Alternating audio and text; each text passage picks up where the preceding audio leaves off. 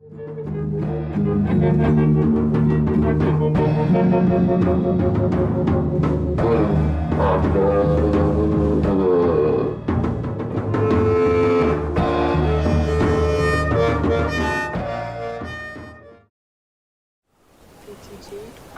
once again so happy to have the chance to ask you some questions. So kind of you to answer a few of my questions about yoga and what the real yoga is about and how one can evolve from the state of the actual being and how one can get out of this cycle of birth and death, which you already explained. It's not about the movements in yoga, obviously. Yes. It's, Yes. I mean, the thing is that when people get a human body, now the thing is that when they get a human body, they have to do some actions. right. Like human body can't exist without actions. You'll have to do something. You know, once you get up, once you wake up, then you have to do something. So what is it which you can do which can break you out of the cycle of birth and death? Exactly. So the Sanskrit term for that particular thing which you do with the body is called tapasya. Tapasya. Okay. The closest English equivalent is penance. But it doesn't exactly show the whole thing, but it's the closest English equivalent to that particular term. Now tapasya always in the whole time, like from beginning of creation to right now, was always characterized by three things: praising, bowing and serving. So in short we can call it PBS. So these three things characterized tapasya. So no matter whether it was any being like Hanuman or all these characters in the Vedic stories like Arjun, or whether it's Prahlad, or whether it's Parvati, everyone, even Asuras or Devas, everyone did tapasya. Okay, so whether you're a human or any other kind of entity, that's the only way to get out of a binding situation. Okay, or any kind of, which is like a binding situation. Here is like you are trapped in the cycle of birth and death. That's a binding situation. So that is the way to, and praising, obviously, and bowing. Bowing is a posture. Okay, but that's just one posture, and praising is obviously speech, and serving can be in all kinds of ways using the body. Okay, so these are the three things, and which have nothing to do with the modern so-called yoga, where people are just sitting there and doing different like asanas or different postures or different kind of actions with their body. Right. Yeah. So which doesn't fall under PBS. Which, so then it does not fall under tapasya. So then that's why it cannot help you in any way if that is your goal. Okay. So yeah. It's so kind to make this so clear. Yes. Good. Yes. And then also obviously one needs to have a guru or a teacher to be led or to be led out of this, and we have some feedback, actually some corrections in the actions and posture. Yeah. So guru and teacher, it's a different word, so Yes. maybe you can shed some lights on this vocabulary. Okay. What it's, Now the modern concept of guru is very different from the ancient concept of guru. Okay, so in the modern guru is just like another kind of some person who teaches you something for an hour or two or something. It's not directly connected with your life 24/7, 365. In ancient times the guru was connected to your life 24 hours, 7 days a week and 365, like the whole time. Basically it's nothing which is done on a part-time basis. And right now the word guru is like, even there are investment gurus.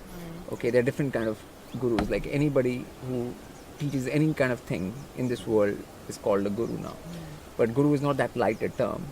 It's a much more stronger term, like which only applies to a being which can take you out of the cycle of birth and death. Okay, so for first guru, the being who is taking the position has to have done it themselves, and they should be out of that cycle themselves, or have the ability to get themselves out of that cycle, and then only they can teach anyone how to do that.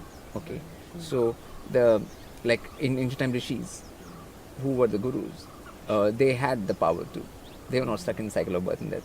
Okay, so if beings did PBS to them, then they themselves got out of the cycle of birth and death too. So that's how they were their gurus. Okay, and if you can't do PBS to your guru, then it can't be your guru. Okay, and like these days the so-called gurus don't even have any knowledge of anything, and they don't have even nature responding to them in any way, shape or form. So then people just go to them for 1 hour or two, and then they do whatever the rest they want. Like, you know, it's a guru of convenience, and it's nothing to do with anything to do with a real guru disciple relationship or anything to do with any real anything. Because like I have said in one of my writings, that guru disciple is the only relationship in the multiverse. There's no other kind of relationship. That even mother child is a guru disciple relationship, where mother plays the guru to the child. So the thing is that the term guru is a very deep term, which actually relates to someone who is actually taking you out of cycle of birth and death, and is something which you sort of do PBS to all the time. It's nothing which is temporary, or, you know, like it's not a yoga class or a fitness class or a aerobics class or your yoga instructor or anything like that, or any kind of teacher in the today's sense of the word teacher. Yeah, and nothing. That's not what guru is and never was. And that kind of compartmentalization, okay, then you can have this teacher for that teacher for that. I mean, that can just keep you occupied in this world, but it will not create any kind of evolution or any kind of movement upwards. You make this also very clear in your book, which is such a good relief in so many cases. Yes. Like you speak about guru, and also what the word means, like G-U. Gravity. Gravity. The serpent. The Uru is the serpent always. The gene serpent. So to lift the gene serpent up, to have the gravitas, to attract it and lift it up. You know, like you are here like a magnet, and you are lifting something upwards. So that's why there's a higher being up. Power to gravitate something. It has to be more higher and divine than you. Your guru has to be like, and like I said before, it has to be able to free itself from the cycle of birth and death first, before it frees others. It makes so much sense. So clear. So yes, and also you speak about the so important basics which need to be in place, like the food and the posture and the speech, and not being lazy with the speaking from the center, which one can practice all the time. Yes. Now, how those things are important come into the PBS, which I said, praising, bowing, serving. Now, if you can't speak, then you can't do praising. Okay. And if you don't speak from the center, you stay imbalanced anyways. Okay, and then your mind troubles you. Any side you fall on, left or right, your mind starts troubling you. Then your tapasya will get broken at some point. So to make sure that doesn't happen, the centering was required. And then if you don't have centering, and if you don't have basics and diet and proper, then how will you serve?